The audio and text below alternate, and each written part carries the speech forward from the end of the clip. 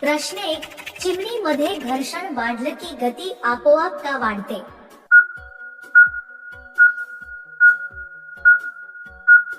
उत्तर. घर्षणाने उष्णता वाढते.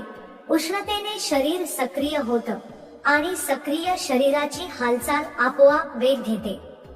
हाच रिदमचा खरा खेळ. जितका उष्ण तितका वेगवान.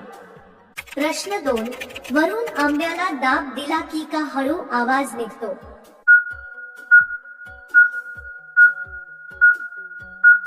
उत्तर. वरचा दाब खालील भागावर ताण निर्माण करतो.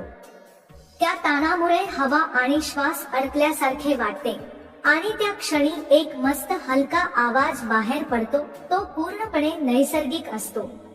प्रश्न 3. खोल जागेत टोक पोहोचलं की शरीर कडक का होतं?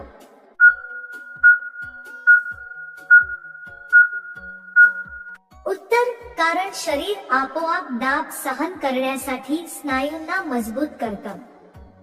जागा जितकी खोल आणि स्पर्श जितका तीव्र तितकी स्नायूंची प्रतिक्रिया मोठी. प्रश्न 1. खोल जागेत टोक पोहोचलं